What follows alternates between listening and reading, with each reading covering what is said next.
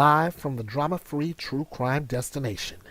No doubts, no delays, just the facts, the fire, and the finality that stands tall. This is the final word.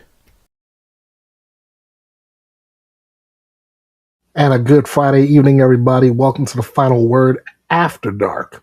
I'm Ernest Bethea, the last outlaw. So good to have you here this evening. And basically, I am going to pick up from where I left off earlier this evening in our AM edition of the final word. So we are going to just jump right in this thing right now, and we are going to kick things off with a lawyer for a mom accused of killing her baby says that he was in an embarrassing situation. The attorney for Anne Mae DeMeglio, the Florida mother accused of killing her infant son, caught in an embarrassing situation. Defense lawyer Michael Politis told the court that in a moment investigators interpreted as evasive or deceptive was actually the result of him being in a personally embarrassing circumstance, not an attempt to hide evidence or obstruct the case. Prosecutors, however, argue the explanation doesn't change the underlying facts of the child's death or the mother's shifting statements. Let's go to the article right now.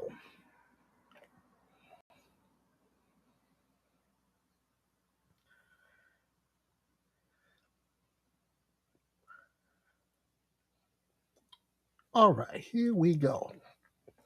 We're in Bunnell, Florida. An attorney representing a Florida woman accused of drowning her newborn in a toilet claimed he was left in an embarrassing position as he asked the judge to grant his client bond. 21-year-old Anne DeMeligo pleaded not guilty on Tuesday to a formal arraignment on charges of first-degree murder, aggravated child abuse, and failure to report a death with intent to conceal or alter evidence. Investigators say DeMeligo gave birth to an infant in the bathroom and then allowed the child to drown in the toilet before she buried its body in her backyard. Judge Dawn Nichols heard arguments from DeMeligo's attorneys on Tuesday, who asked that their client be released on bond despite her current charges. Nothing has really changed other than the first-degree murder indictment, Michael Politis said in court. Prior to an indictment, DeMeligo had been put out on a $250,000 bond on charges of aggravated manslaughter. While manslaughter is a bondable offense in Florida, first-degree murder is not. Politis argued that his client posed no danger to the community and no flight risk. He not only asked Nichols to offer DeMeligo bond, but also asked if the same money from the defendant's family previously paid for bond could be reapplied. I'm a little frustrated, Politis said. We had to pay the bondsman $25,000. Had we known the state was going to go in front of the jury seeking first-degree murder, I would have never filed a motion. It would have been a no-brainer. I really was caught in a very embarrassing situation with my client and her family. While Politis repeatedly emphasized that nothing had changed with his client or the circumstances, Assistant District Attorney Andrew Ubernick disagreed. Things have changed, he said. Indictments were returned by a grand jury charging her with first-degree murder under the theory of both felony murder and premeditated murder, and that's a capital offense. Nichols agreed with the prosecution, saying if in fact she's ultimately found guilty, if she goes to trial, she's looking at spending the rest of her life in prison. This changes things. The indictment certainly changes things. Nichols denied the motion for bond, ruling that DeMeglio will remain behind bars until her trial. Before the hearing ended, Politis asked to withdraw from DeMeligo's legal team. He asked the judge to turn the case over to his co-counsel, Aaron Delgado. Two alpha males in the courtroom? We're going to drive you nuts, Politis joked. DeMeligo's due back in court for a status hearing in May. So let's go over those details real quick. First, there's the embarrassing situation. Politics didn't specify the nature of the incident in open court, but framed it as a misunderstanding that investigators misread as suspicious behavior. The prosecutor's stance is that they maintain the focus should remain on the baby's death and the inconsistencies of DeMeligo's account, not on her attorney's discomfort. DeMeligo is accused of causing fatal injuries to her infant son, then giving conflicting explanations about what happened.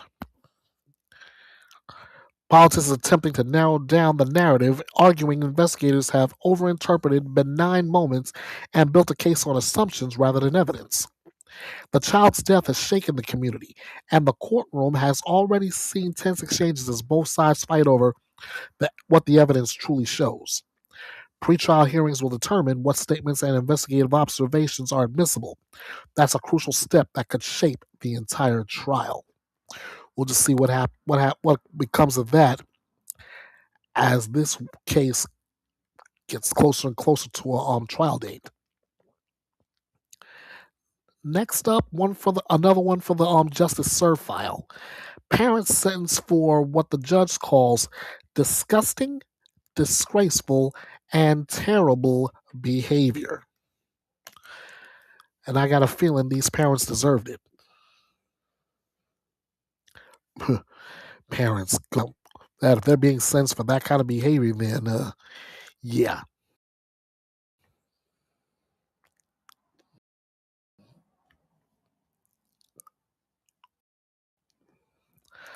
Bridgeport, Connecticut is where this case is stemming from. A Connecticut judge delivered blistering sentences to Iris Rivera Santos and Edgar Ismael Gomez, calling their treatment of their 2-year-old son disgusting, disgraceful, and terrible, as both parents were sent to prison for the child's prolonged abuse and death. Rivera Santos and Ismael Gomez were sentenced after admitting to a pattern of violent, degrading abuse that left their toddler dead. Prosecutors said the couple isolated the child, beat him, starved him, and forced him to endure conditions so cruel that the judge struggled to maintain composure while reading the case file. Let's go to the article tells us that both of them previously pleaded guilty to a slew of charges, including risk of injury to a child, intentional cruelty to a child under 19 years old, and tampering with evidence, and conspiracy after their child, Liam Rivera, died at just 2.5 years old. Prosecutor Paul Ferencik described the case as one of the most troublesome and extreme cases of child abuse that he'd seen in his 38 years as a prosecutor in Fairfield County. Liam was only 2 years old when he died. The medical examiner determined his death was due to blunt force trauma.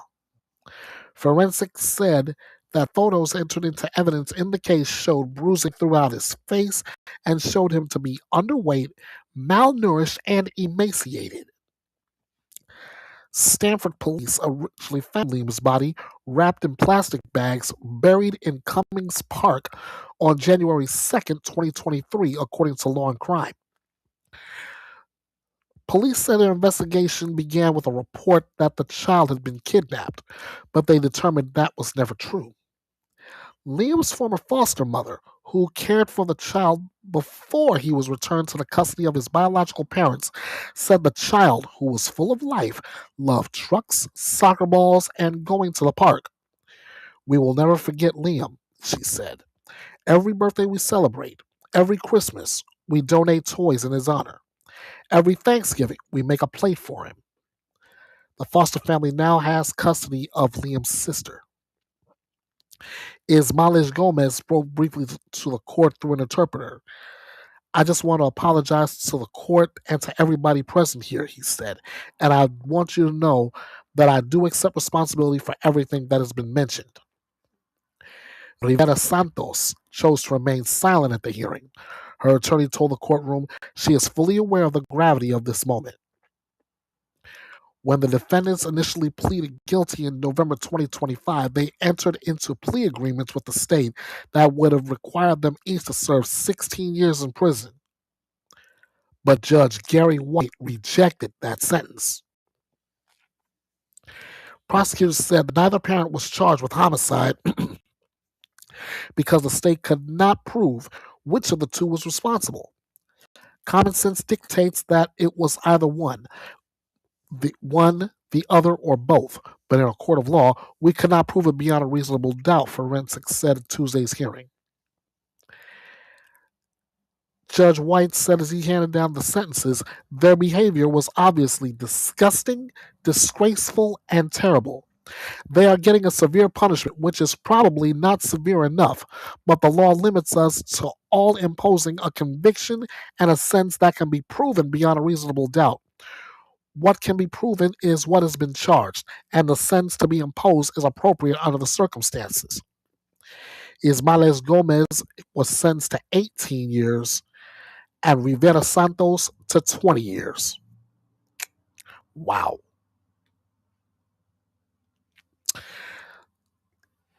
So here's the running details. The court described the parent's conduct as disgusting, disgraceful, and terrible, emphasizing that the child lived his short life in fear, pain, and deprivation. Evidence showed that the boy was locked in a room for long periods, denied food, and subjected to repeated physical punishment. The child died from trauma consistent with prolonged abuse. Medical staff said his condition reflected systemic cruelty, not a single incident. Excuse me, guys. The parents' roles? Ismael Gomez admitted to inflicting the physical harm. Rivera Santos admitted she failed to intervene and help conceal the abuse. Both received lengthy prison terms. One, Ismael Gomez, 18 years, Rivera Santos, 20. With the judge stressing that their actions represented a complete betrayal of parental duty. The case has shaken the region, with child advocacy groups calling it one of the most disturbing instances of parental abuse they've seen in years. And honestly, not only do I agree, I'm glad that those two got exactly what they got. I'm glad. I wish they could have gotten more under Connecticut law, but that's Connecticut law for you. They can only go but so far. So as far as I'm concerned, justice served.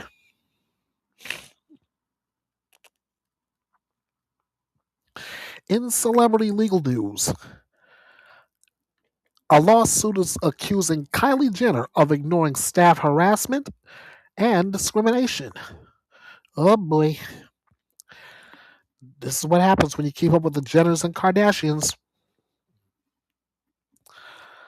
You get a story like this. A former housekeeper, Angela Hernandez Vasquez, has filed a lawsuit accusing Kylie Jenner of ignoring repeated complaints about harassment, discrimination, and a hostile work environment inside her home. Allegations that paint a stark contrast to the public image of the billionaire influencer. Let's see what we got. How appropriate. We're in Los Angeles. A former housekeeper has sued reality star Kylie Jenner, claiming she was subjected to harassment and discrimination while working at the star's properties. Angela Hernandez Vasquez filed a complaint against 28-year-old Jenner, as well as several companies, including TriStar Services LLC and La Mason Family Services. Vasquez says in a complaint reviewed by Court TV that she was hired to work as a housekeeper at Jenner's Beverly Hills residence on September 10, 2024. She worked at that property for only 7 days before she was transferred to Jenner's property in Hidden Hills, where she began to report to Patsy, the head housekeeper, and Elsie. The complaint states that from her first day at the Hidden Hills residence, the plaintiff was treated with hostility and exclusion. Throughout her employment, the plaintiff was subjected to severe and pervasive harassment by Jenner's agents, which included Patsy and Elsie. The complaint alleges that Vasquez was given the most difficult and undesirable tasks, was publicly belittled and shamed, and suffered abusive treatment. She said that the supervisors snapped their fingers at her, falsely accused her of misconduct, and even demanded to see her phone. Vasquez, who is Salvadoran and Catholic, alleged that employees on Jenner's property would make discriminatory and derogatory statements about her national origin, religion, and immigration status. Comments allegedly made to Vasquez included, "Catholics are horrible people." Vasquez claimed that Elsie and Patsy would mock or intimidate her regarding her immigration status while emphasizing their own status as U.S. citizens. In a meeting with supervisors to address the issues, Vasquez said that Patsy and Elsie mocked and interrupted her, and no remedial action was taken by any supervisors who witnessed this. The plaintiff later learned the meeting had been secretly recorded without her permission. Things did not get better after the meeting. Vasquez alleged that things even escalated to physical violence in March of 2025 when a supervisor threw hangers at her feet while reprimanding her. Vasquez says she began developing symptoms consistent with post-traumatic stress disorder and took a medical leave in July 2025. But when she returned, things were just as bad. She eventually resigned on August 4th, 2025.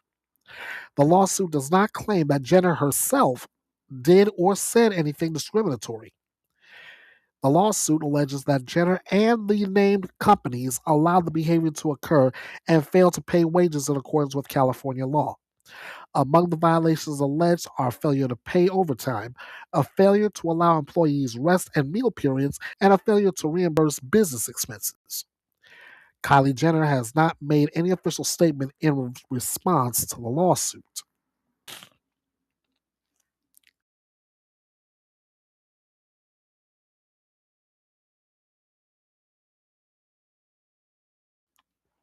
Subjected to discriminatory inside Jenner's properties. According to the lawsuit, Vasquez reported the harassment multiple times, but claims Jenner and her management team did nothing to stop it. Vasquez alleges that after speaking up, she was punished with reduced hours, harsher treatment, and ultimately termination. No, actually, that part's not true. She was not punished with termination. She resigned. The suit accuses Jenner and her company of maintaining a hostile work environment, failing to prevent discrimination, and retaliation against a whistleblower. Her representatives have not issued her meeting on Kylie Jenner. Her representatives have not issued a detailed public statement, but sources close to her team have denied wrongdoing in early comments to media outlets. The reason why this matters is that celebrity household staff rarely speak publicly due to non-disclosure agreements and fear of retaliation. A lawsuit like this forces the allegations into the open and puts Jenner's labor practices under scrutiny. We'll just have to wait and see what becomes of this case next.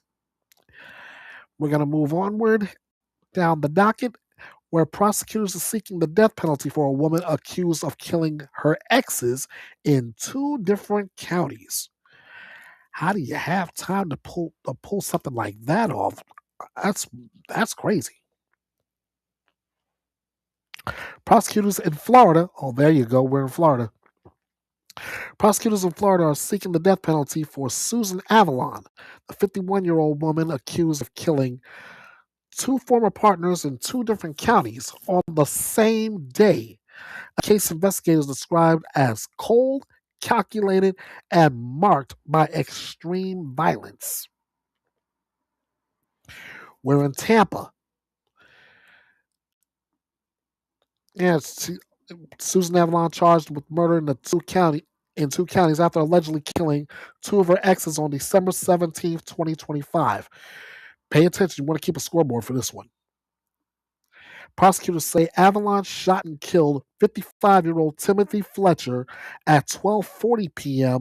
in Hillsborough County before she drove to Manatee County and killed 54-year-old David Scott. 2 exes, 2 counties, 2 kills, 1 day. How is the math even adding up here? Anyway, on Tuesday, prosecutors in Hillsborough County announced they plan to seek the death penalty in Fletcher's death. In a news release, the state attorney said aggravators they identified in the case include that this crime was committed in a cold, calculated, and premeditated manner, that it was especially heinous, atrocious, or cruel, and that it occurred during the commission of a burglary, and that the defendant was involved in a contemporaneous violent felony. Hillsborough County detectives said they received a 911 call from Fletcher's phone, and sounds consistent with possible gunshots could be heard on the line, but nobody spoke and the call was ended. When dispatchers called back, a woman picked up and advised the call taker that she was exercising and just hit the button. Deputies in Manatee County received a 911 call at 2:55 p.m. reporting a shooting in Bradenton. Officers who responded found Scott with a gunshot wound to the torso. He said he answered a knock at the door and was shot by a person wearing a gray sweatshirt, mask, and holding a Panera bag. A spilled cup of broccoli cheddar soup in a Panera container and 2 9mm shell casings were found inside the victim's entryway. When officers asked who could have shot him, he answered, possibly my ex-wife Susan. Scott's 15-year-old daughter was at home at the time of the shooting and told officers that her mother, Susan, may have been involved. The teen also told police that she saw a silver Honda Odyssey outside of their home in the moments before the shooting. When deputies went to the address listed on the registration for Avalon's 2015 silver Honda Odyssey, they found her cleaning the front driver's interior with disinfectant spray. Manatee County Sheriff Rick Wells said that when deputies told Avalon they were there to speak with her about her ex-husband, she responded, "Which one?" Police then conducted a welfare check at Fletcher's home. They found the glass of his back door shattered and the victim inside dead from a gunshot wound. Prosecutors said several pieces of evidence found at the home connect Avalon to the killing. While Hillsborough County prosecutors are seeking the death penalty for Avalon if she is convicted of first-degree murder there, the defendant faces a separate trial in Manatee County. There, she is charged with second-degree murder, which does not allow for a potential death sentence under Florida law. Avalon is due back in Hillsborough County Court for a status hearing on July 9. She has a case management hearing in Manatee County on July 30th.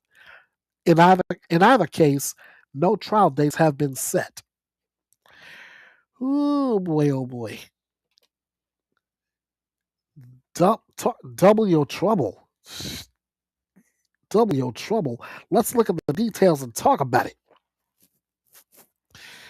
Investigators say Avalon first shot David Scott approaching his home with a Panera bread bag to disguise her intent. Hours later, Tampa police found Timothy Fletcher dead inside his home with backdoor glass shattered. Hillsborough County prosecutors identified multiple statutory aggravators, including that the killing was cold, calculated, and premeditated, especially heinous, atrocious, or cruel, committed during a burglary, and part of a contemporaneous violent felony, all factors that support capital punishment under Florida law. Witnesses reported seeing Avalon's vehicle near Fletcher's home, and detectives recovered physical evidence linking her to both scenes. In Manatee County, Scott survived long enough to tell deputies he believed his ex-wife shot him. When deputies now remember this one, y'all.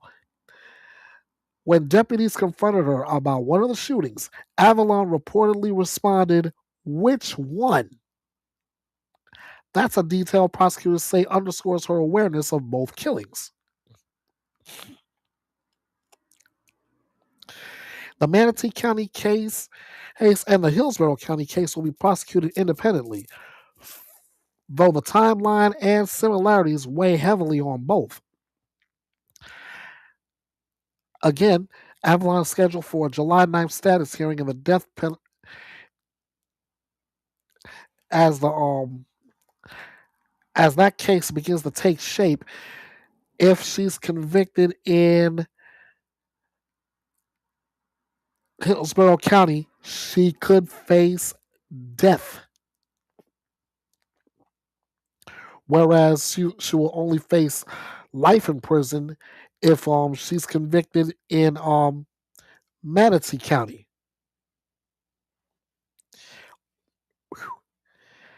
Again, 2 exes, 2 counties, 2 deaths, and 1 woman to cause it.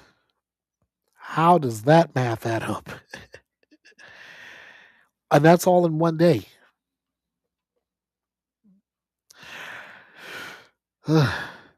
Next, a trial date has been set for a man accused of murdering a woman from a fetish website.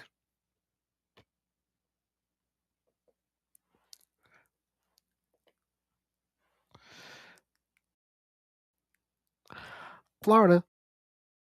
A Florida judge has set a trial date for 54-year-old Wayne Hall, a man accused of murdering Sonia Exley, a vulnerable British woman he met on a fetish website, in a case investigated as one of the most disturbing cross-border homicide files in recent years. Yes.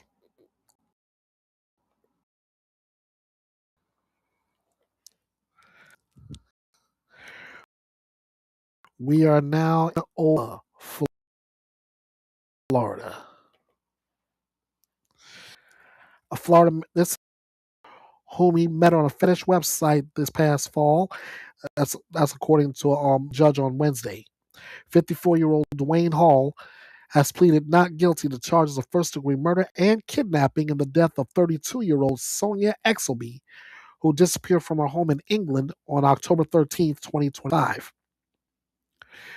Prosecutors say Hall and Exley met on a fetish website and communicated with one another for approximately 2 years before Exley purchased a plane ticket to visit Hall in the United States. Hall's alleged profile name on the fetish website was Alpha Sadist. Hall initially denied knowing the victim and later admitting to having sex with her, but claimed he didn't want to, police said. As the conversation continued, Hall allegedly told officers that he did grab Exley around the throat for a light bondage, but offered that he did not use any ropes. He went on to describe the sex as vanilla.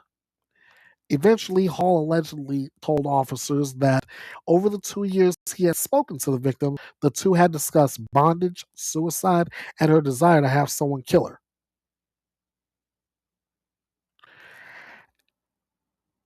At Wednesday's bond hearing, prosecutors referenced the very long statements Hall made to police. Hall's attorney said he had no plans to file any motions regarding the recording. A search for Exley, based on Hall's phone records, led officers to an area of disturbed soil that was later determined to be Exley's burial site.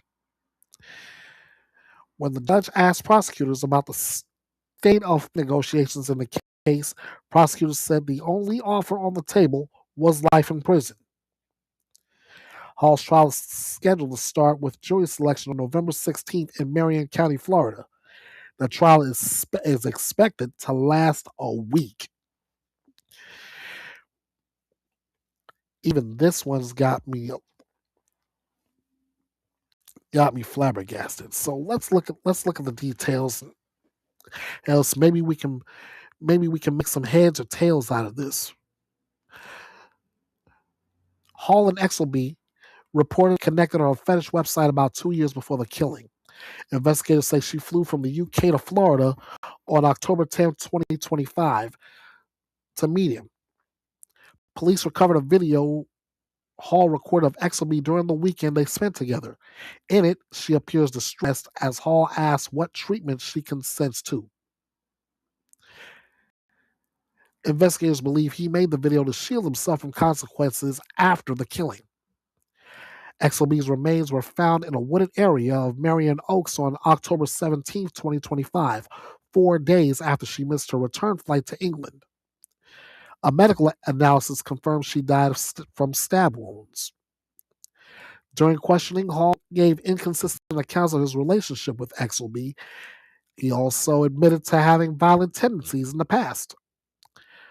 Hall is facing charges of first-degree murder, kidnapping, credit card fraud, and unlawful use of a communication device after allegedly using Exelby's cards while she was missing.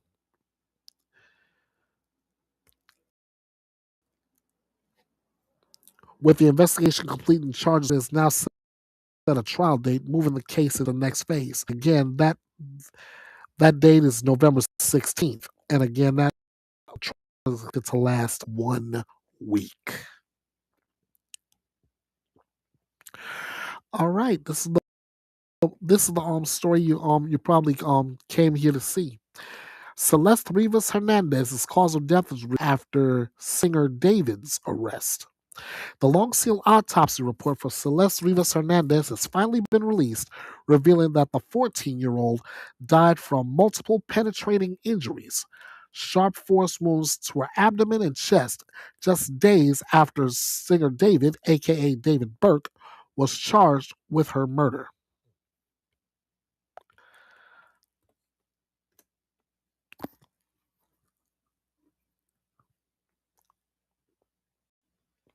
We're back in Los Angeles. Months after the disclosed and dismembered remains of a missing teen in the trunk of a singer's Tesla, her cause of death has been determined. 21-year-old David Burke, known professionally as David D4VD, is charged with first-degree murder, continued lewd and lascivious acts with an individual under 14, and mutilating the remains of a human body. He pleaded not guilty at his first court appearance on April 20th. Prosecutors say Burke is responsible for the death of Celeste Rivas Hernandez, whose body was found in a Tesla registered in Burke's name on the day she would have turned 15 years old. On Wednesday, the Los Angeles County Medical Examiner announced that the victim's cause of death was multiple penetrating injuries caused by objects and listed the manner of death as a homicide. Court TV reviewed the medical examiner's report, which found 2 penetrating wounds of the torso with smooth edges that may represent sharp force injuries. After several months, I am grateful this information can now be released, not only to the public, but also to the grieving family enduring loss. That's coming from Chief Medical Examiner Dr. Obey Ukbo in a statement. It is unfathomable that they had to wait this long to learn what happened to their daughter. While the victim's family members were expected to speak at Burke's initial appearance in court, their attorneys said they decided not to do so because they were overwhelmed by the day's events and also concerned for their safety due to a bomb threat in the area. In a statement released by the family's attorney, Jesus Rivas and Mercedes Martinez said, "We would like to thank the Los Angeles Police Department and the District Attorney's Office for their hard work. We would also like to thank the people of Lake Elsinore for all their support. Celeste was a beautiful, strong girl who loved to sing and dance. Every Friday night was movie night, and we spent wonderful times together. We loved her very much, and she always told us that she loved us. We miss her deeply. All we want is justice for Celeste." Rivas Hernandez was last seen on April 23rd, 2025. Prosecutors say that on that date, she was invited over to Burke's Hollywood Hills home. After she arrived, she was never seen or heard from again, they said. Burke is due back in court for a preliminary hearing in which prosecutors will present some of the evidence they have against him. Prosecutors warned that at Monday's hearing that most of the evidence will not be presented because it is still being processed. The judge has barred cameras from recording Thursday's hearing. All right. Let's dig into those details.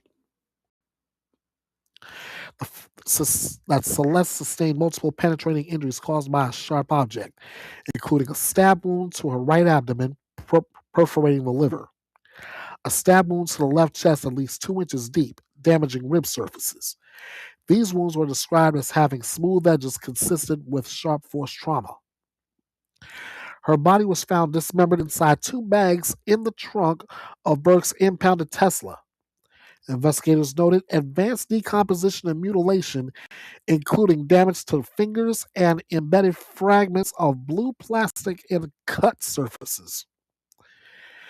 The toxicology report showed presumptive positives for benzodiazepines, methamphetamines, and MDMA, though further testing would be required for confirmation.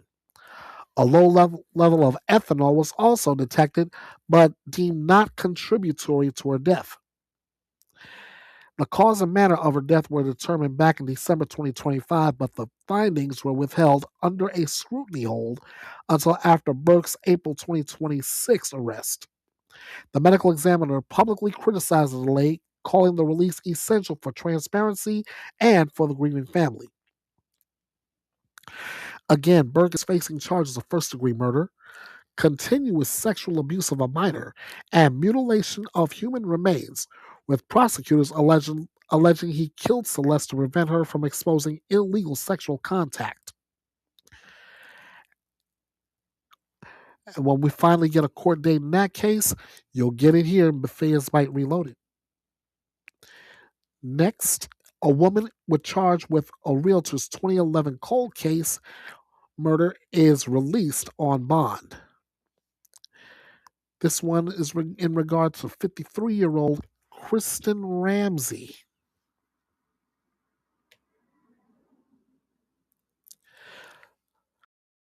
Kristen Ramsey, the 53-year-old woman charged in the 2011 cold case murder of Florida realtor, has been released on bond, marking the first major shift in a case that sat unsolved, for more than a decade before her arrest earlier this year.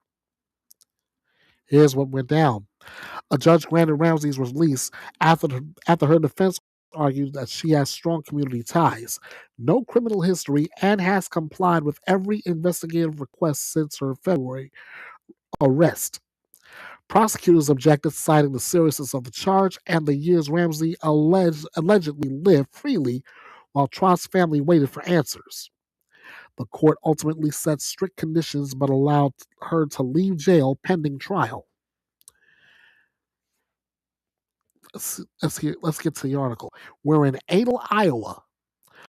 A woman accused of killing a realtor in 2011 has been released after a judge lowered her bond over prosecutors' objections. 53-year-old Kristen Ramsey pleaded not guilty to a charge of first-degree murder in the death of Ashley Oakland, a realtor who was gunned down on April 8, 2011, while she was working at an open house. Nearly 15 years to the day after her death, Ramsey was indicted in the case. Ramsey was initially held on a $2 million cash-only bond at a hearing on April 10. Her attorneys fought to have it reduced, citing her clean legal record and dozens of letters of support from friends and community members. District Judge Coleman McAllister cited those letters as influencing his decision to lower the defendant's bond. One said, "I have come to know her as a kind, responsible, and trustworthy individual. Chrissy has consistently demonstrated a strong moral character, compassion for others, and a genuine commitment to doing what's right. Chrissy is not a risk to the community. In my experience, she has always been respectful of others and mindful of her actions. She is dependable and has shown that she takes her responsibilities seriously." The letters were part of sealed exhibits submitted to the court, and only excerpts were included in the judge's order, without any identifying information. Christie has no criminal record or history of violent behavior. To my knowledge, she has lived a law-abiding life and has not posed a threat to the safety of others, read another letter. The person I know is not someone who brings harm to her community, but rather someone who has maintained positive relationships and conducted herself with care and respect.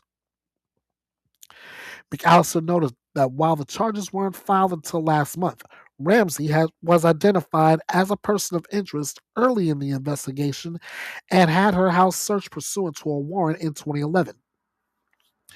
It appears the defendant has been interviewed by law enforcement several times in the intervening 15 years since the death of Ashley Oakland.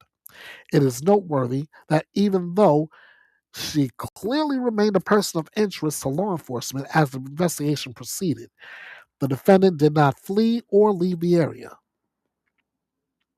While cross-examining defense witnesses at the bond hearing, prosecutors implied that illegal drugs and weapons had been found in her home during a search. But because the state presented no evidence on the type or location of where any alleged drugs were found in the defendant's home, which she shared with her husband and son, McAllister said he would not consider the issue. In his order lowering Ramsey's bond to $500,000, with a requirement that she must post $50,000 in cash, McAllister acknowledged that both the defendant and prosecution wanted him to consider the strength or weakness of the state's case against the defendant. The court declines to do so, he wrote. That is because it is clear to the court that the parties fundamentally disagree on what evidence will and will not show regarding whether the defendant committed the crime she is charged with.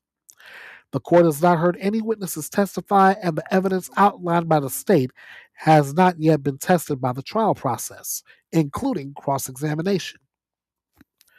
Ramsey posted a $50,000 with a bondsman and was released from custody on April 16th. She will be under a GPS-monitored house arrest until her trial. She is not allowed to have any controlled substances not prescribed by her doctor and will be subject to random drug screening. Ramsey is due back in court on June 19th.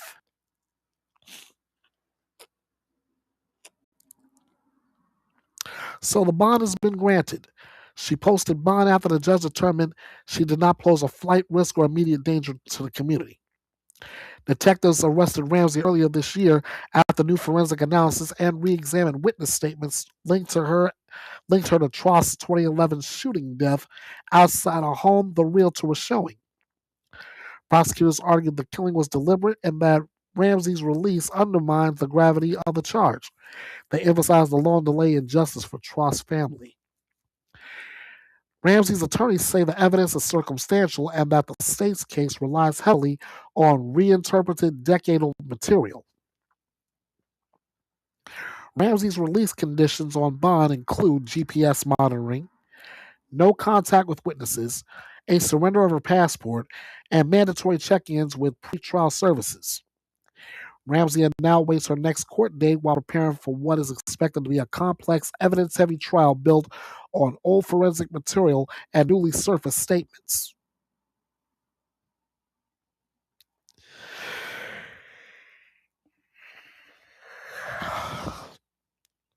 Next, Athena Strand's killer suffered difficult childhood, according to witnesses.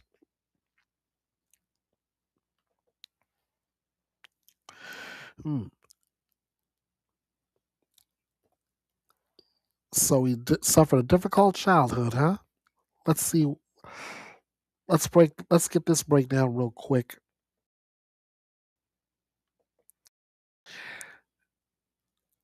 Anna Horter capital murder case told jurors that the man who abducted and killed 7-year-old Athena Strand endured a chaotic, offering a glimpse into the environment that shaped him. But prosecutors insist none of it excuses, and I can agree to that. We are back in Fort Worth, Texas.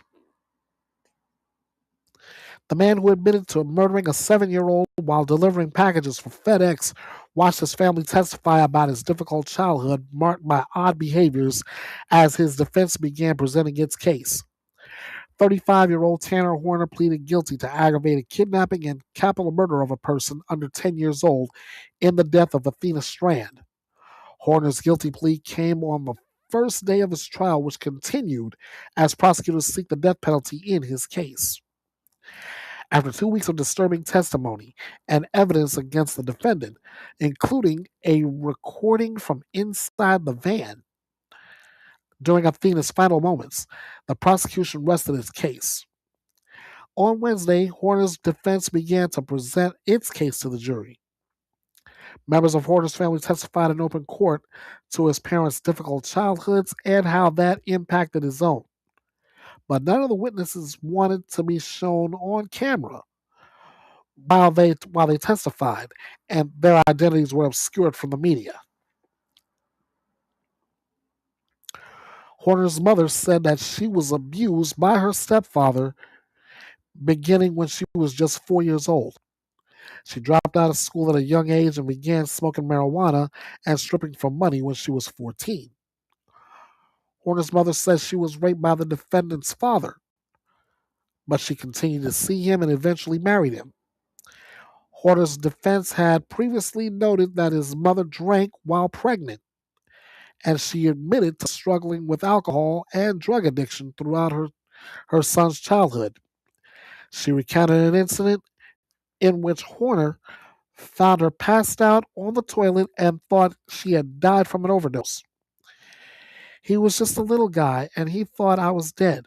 He went in there and he told his grandmother, Mama's dead. When asked about Athena's kidnapping, murder, Horner's mother responded, I'm so mad at him. I just want to tear his beep out. She was just a baby. Prosecutors say Horner grabbed 7-year-old Athena from her father's home while he was delivering a package to the property. Her body was found naked at a river crossing approximately 15 miles away. Relatives of Horner's father describing him as a violent man who spent most of his adult life in prison. Horner's cousin, who babysat him as a child, told the jury that he had an odd habit of collecting coins and then eating them. She described him as being different from other kids, very quiet, and said he would often stand in the corner by himself. She said he had a tendency to get so hyper it would almost be aggressive and tried to hit her on occasion. The jury will be tasked with recommending whether Horner will be sentenced to life in prison or the death penalty. The case is expected to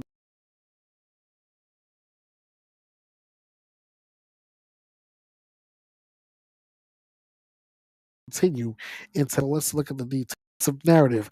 Witnesses describe Horner's upbringing as citing a home environment marked by incivility and conflict, emotional neglect and inconsistent parenting, early signs of social withdrawal, and untreated mental health struggles. The defense is attempting to humanize Horner and present mitigating factors as the jury weighs whether he should receive a life in prison sentence or the death penalty. Prosecutors emphasize that Horner's background does not diminish the brutality of Athena's final moments, nor his own admissions about trying to break her neck before killing her. Athena's family listened to as the defense painted a sympathetic portrait of the man who took her life, a contrast that created visible strain in the courtroom. What's next? The jury will continue hearing mitigation and aggravation evidence before deciding Horner's sentence. This is a decision that will define the final chapter of this devastating case. And when we get that information, you will get it here. Next up, Joseph Lawson. He says that the trial for Crystal Rogers' death was fundamentally unfair.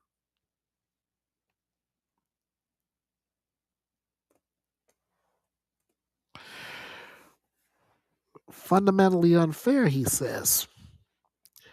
35-year-old Joseph Lawson says his trial in the Rogers murder case was fundamentally unfair, arguing that key rulings, evidence limits, and the courtroom atmosphere deprived him of a fair chance to defend himself.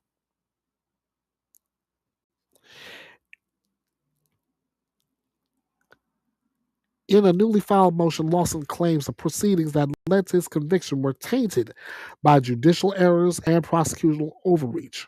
He argues that the court allowed prejudicial evidence, restricted his ability to challenge the state's history, and created an environment where jurors were primed to see him as guilty before deliberations began. Let's go to Frankfort, Kentucky. Attorneys for a man convicted for his role in the death of a missing Kentucky woman claimed the trial judge made a number of errors as he asked for the state's highest court to consider his case. 35-year-old Joseph Lawson was sentenced to 25 years in prison after a jury convicted him of conspiracy to commit murder and complicity to tampering with evidence in the death of Crystal Rogers. Joseph Lawson stood trial alongside Rogers' boyfriend, Brooks Houck, who was convicted of murder in the case and was sentenced to life in prison plus 5 years. Rogers disappeared on July 3rd, 2025, after she went to visit her boyfriend's family's farm. Her abandoned car was found on the side of a Bluegrass Parkway 2 days later with a flat tire. Investigators found her purse and cell phone inside the car. Inside the purse was some money, Rogers' Kentucky ID, her credit card, and a Walmart receipt. Her body has never been found. Both Joseph Lawson and his father, Steve Lawson, worked for Houck. Both men were also charged for their roles in her disappearance. Steve was enticed by empty promises of illusory immunity, after which he gave several disjointed narratives, which were ever shifting and sometimes seemed hand fed to him by detectives. Lawson wrote his appeal filed with the grand jury testimonies. Steve Lawson was tried and convicted separately on the same charges as his son. The 88-page brief filed by Joseph Lawson's attorney points to a number of errors, he said, culminating in the fundamentally unfair trial and merit overturning his conviction, including the failure to separate his trial from Houck's.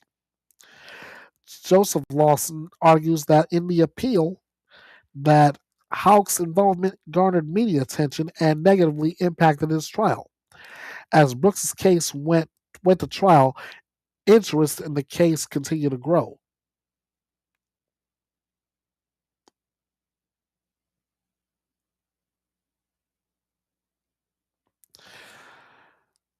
Let's see. Where did I leave off? Because I just dipped. I was looking at other information. The 88-page brief filed by Joseph Lawson's attorney points to a number of errors he said culminated in the fundamentally unfair trial and merit overturning the conviction, including the failure to separate his trial from Houck's. Joseph Lawson argues in the appeal that Houck's involvement garnered media attention and negatively impacted his trial. As Brooks' case went to trial, interest in the case continued to grow, the appeal says. Joey's name was dragged through the mud with him. Much of the evidence related to Brooks would not have been admissible in a trial of Joey alone. Media attention was an issue during jury selection. Despite the trial being moved out of Nelson County, Joseph Lawson's appeal says that 4 years of jurors should have been stuck for a case due to media exposure, saying each indicated more than a minimal level of extrajudicial knowledge about this case, but were allowed to remain in the jury pool despite efforts to strike them.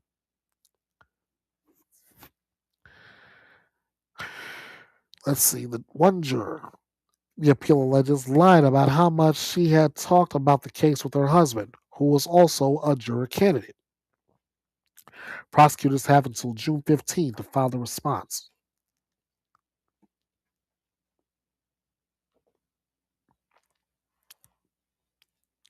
So the defense's argument says the trial was structurally flawed, citing improper admission of evidence he says had little to do with Rogers' disappearance. restrictions on cross-examination of key witnesses, a charged courtroom atmosphere influenced by years of public pressure in the Leo.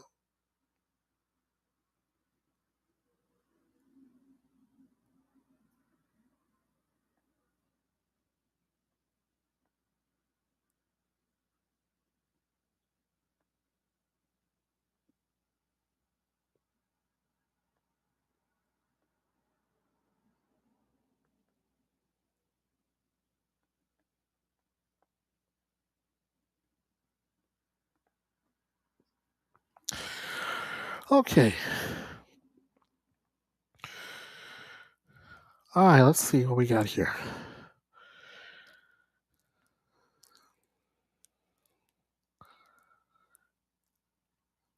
All right. Defense argument. Improper admission of evidence, he says, had little to do with Rogers' disappearance. Restrictions on cross examination of key witnesses, and a charged courtroom atmosphere influenced by years of public pressure in the Bardstown case. Prosecutors maintained the conviction was supported by strong circumstantial evidence and that Lawson's complaints are standard post-trial tactics, not legitimate constitutional violations. It matters because these claims of a fundamentally unfair trial raises the stakes for Lawson's appeal. If the court agrees, it could mean a new trial or even a vacated conviction. Lawson was convicted in connection with the 2011 disappearance and presumed death of Crystal Rogers, a case that has haunted Nelson County for more than a decade. The judge will review Lawson's motion and the state's response before deciding whether to grant a hearing or deny the request outright. So this is another stay tuned, guys.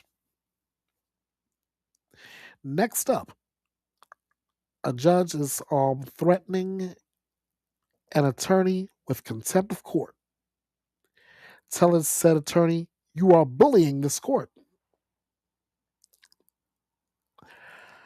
Judge Jacqueline High Edwards snapped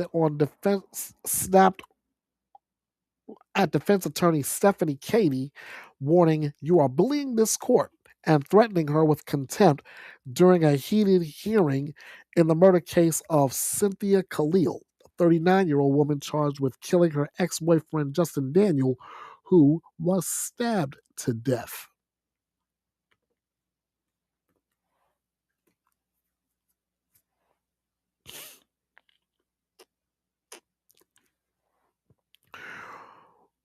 All right, this one's right up above me, guys. We're in Spokane, Washington. Tension ramped up in a Washington courtroom on Thursday when a defense attorney refused to participate in a motions hearing. The motions hearing was scheduled to be the final hearing ahead of a murder trial scheduled to begin on Monday for Cynthia Khalil. Khalil is charged with murder in the death of her ex-boyfriend Justin Daniel, who was stabbed to death. Investigators say Daniel called 911 on April 13, 2024, to report that Khalil had come to his home in violation of a no-contact order. That's according to the spokesman review, citing court documents. When police arrived at the scene, the victim was dead in a pool of blood with 48 stab wounds and 3 gunshot wounds. Overkill much?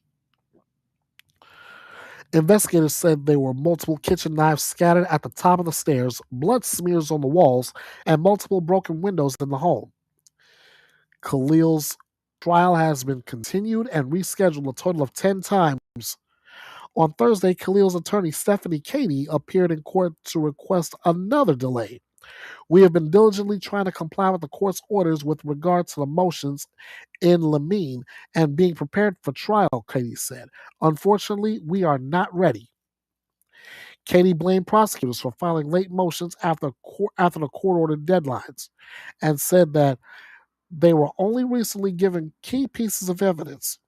"Frankly, we haven't been through all of the discovery. There was so much discovery," Cady noted that she had worked 130 hours in Khalil's case just since the beginning of March.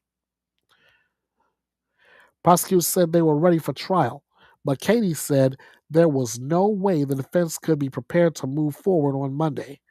I think the state is in a different position than the defense. I don't know that everyone, unless they have actually been on this side of it, understands that the state has law enforcement at their disposal, Katie argued. They all have they have all the programs that they need, and they can contact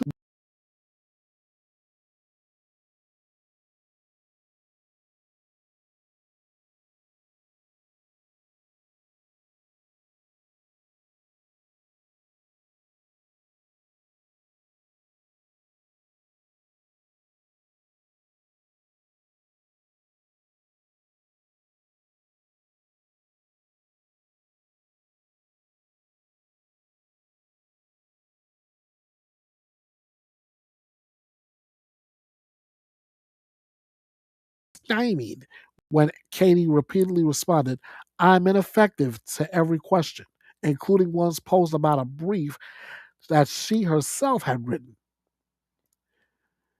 You are being in contempt of this court by not arguing a case you fully briefed, High Edward said. Miss Katie, I'm shocked. This is not how I've known you, and you are bullying this court. High Edward then adjourned the hearing for several hours.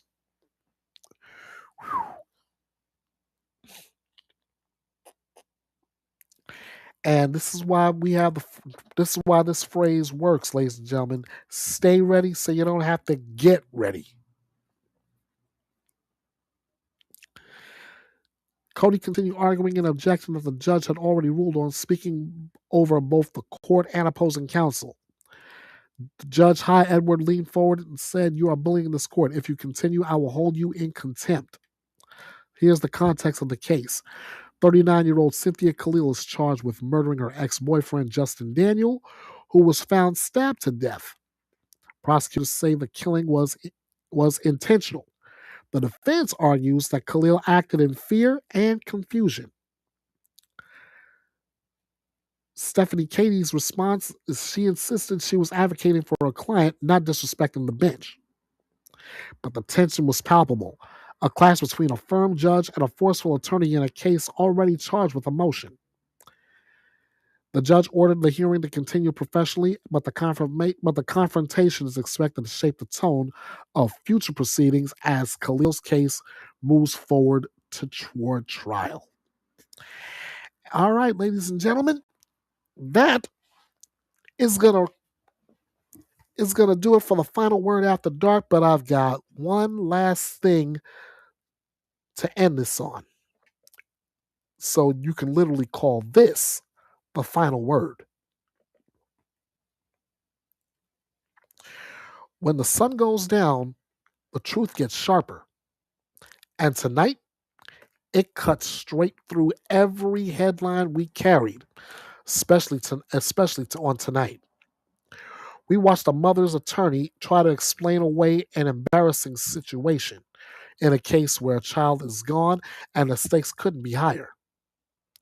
We saw parents sentenced for cruelty so profound a judge struggled to find the words strong enough to match the horror. We heard a former housekeeper accuse one of the world's most visible celebrities, of ignoring harassment behind closed doors.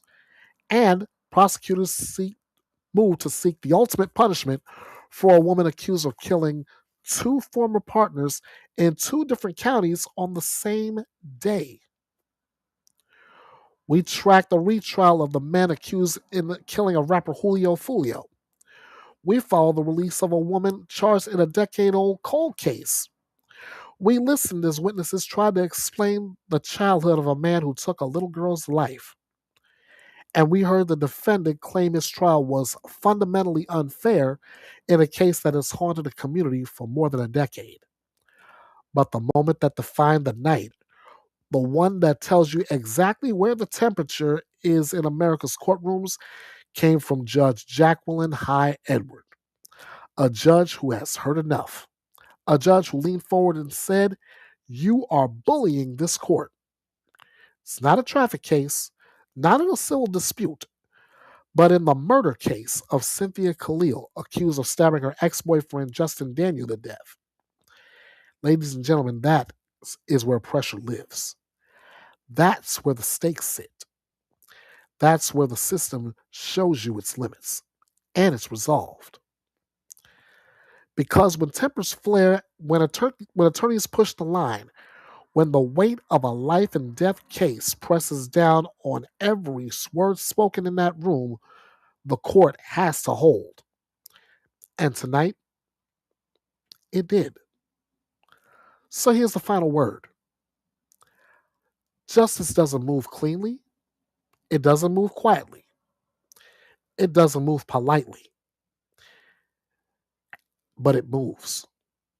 And every headline we covered today, from the horrific to the heartbreaking to the confrontational, is proof that the system is grinding forward, case by case, truth by truth, moment by moment.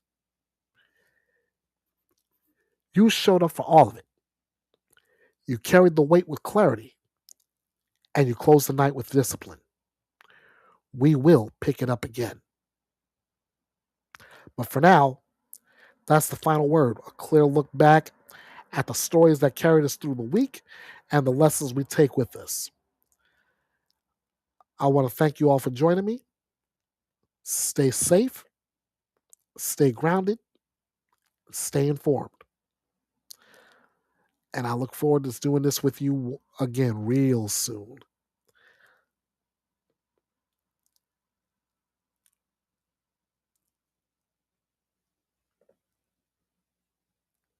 All right. So, let me check my chat real quick before I dip out of here. Meg. We got a shout out from Megan saying hello, everyone. How you doing? Good to have you on here.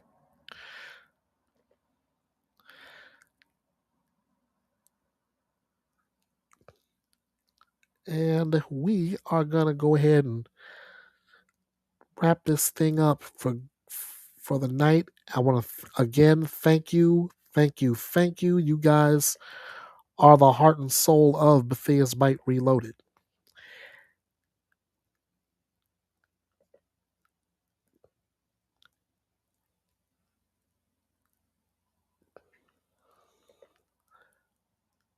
If I can get this.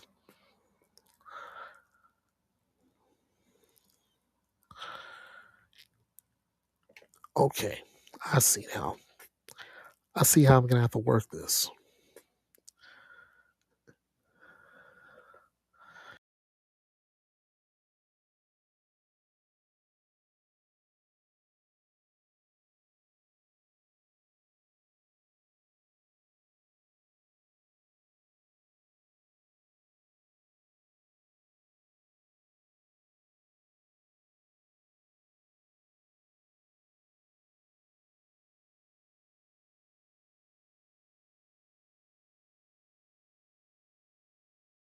Okay, apparently I'm not gonna be able to do this the way I want to, but I'm gonna go ahead and get out of here anyway. All right, guys, that's a wrap. Thank you so much for joining me, and we're gonna try to do this again soon. Like I said, stay safe, stay grounded, stay informed. This is the drama-free true crime destination. This is Bethea'S Byte, and it's reloaded. Good night, guys. You have a good weekend. Thank you so much for joining me here at the drama-free true crime destination. Please be sure to follow Bethea'S Byte Reloaded all over social media and support the channel through PayPal and Cash App. You can get your true crime news right here with no gimmicks, no drama, and no BS. This is Bethea'S Byte, and it's reloaded.